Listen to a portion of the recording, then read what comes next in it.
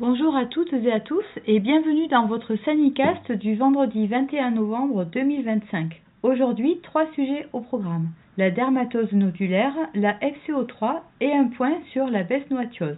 Commençons par la dermatose nodulaire contagieuse bovine. 2 foyers ont été signalés cette semaine dans les Pyrénées-Orientales, ce qui porte le total national à 104 foyers répartis sur 69 élevages.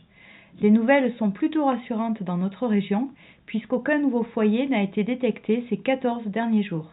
Ce contexte favorable a permis de lever les 2 premières zones réglementées, comme évoqué dans les précédents Sanicast, qui sont devenues des zones vaccinales. Pour la zone réglementée des Savoie et Haute-Savoie, la ZR1, c'était le 22 octobre.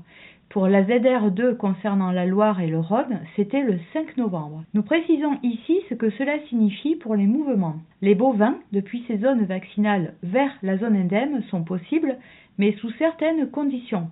Tous les bovins concernés doivent être vaccinés depuis au moins 28 jours et être protégés par l'immunité vaccinale ou maternelle. Ils doivent être présents dans l'élevage d'origine depuis au moins 28 jours.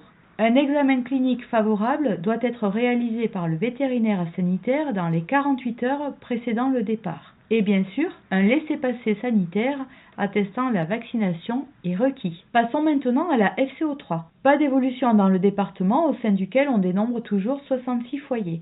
Le dépistage reste pris en charge, à condition que l'élevage n'ait pas déjà été reconnu comme foyer en 2025. Enfin, un mot sur la bestnoatiose. Cette maladie parasitaire, transmise par les thons et les stomox, touche uniquement les bovins. Attention, comme il s'agit d'une transmission mécanique, les aiguilles de seringue sont aussi vectrices. Pour toutes les interventions, un bovin, une aiguille. À ce jour, il n'existe ni traitement ni vaccin et aucune réglementation en France. La gestion repose donc sur le volontariat des éleveurs. Les animaux positifs peuvent ne jamais déclarer la maladie. Pour autant, ils sont contaminants. La maladie peut donc évoluer à bas bruit dans les troupeaux. Lorsqu'elle se déclenche, la maladie cause une fièvre très élevée, supérieure à 41 degrés, puis des œdèmes peuvent apparaître au niveau des membres inférieurs, de la tête, du fanon, puis c'est le cuir qui évolue, se plisse, se craquelle.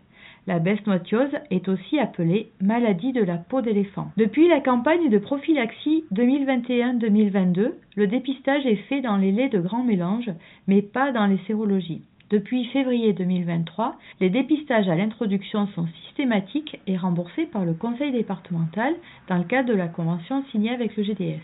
Le GDS propose également un plan de maîtrise en partenariat avec les vétérinaires basé sur un dépistage annuel des bovins de plus de 6 mois par prise de sang et selon les résultats, soit une réforme rapide des animaux positifs lorsque le pourcentage de bovins atteint est faible, soit un calendrier de réforme des animaux positifs plus étalé, accompagné d'une gestion séparée des lots positifs et négatifs lorsque le pourcentage d'animaux positifs est plus élevé. Mieux vaut agir le plus tôt possible.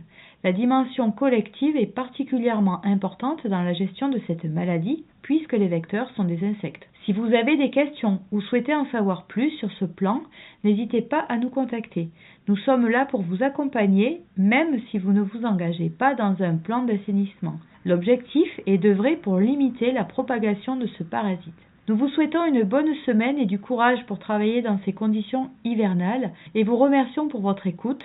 Prenez soin de vous, de vos animaux et à très bientôt pour un nouveau point sanitaire. Pour ne rien manquer des actualités sanitaires, retrouvez tous les Sanicasts depuis le 11 juillet 2025 sur notre site internet ou sur notre chaîne YouTube. Le Sanicast, c'est chaque vendredi avec les dernières infos officielles, les mesures en cours et des conseils pratiques pour les éleveurs. À bientôt!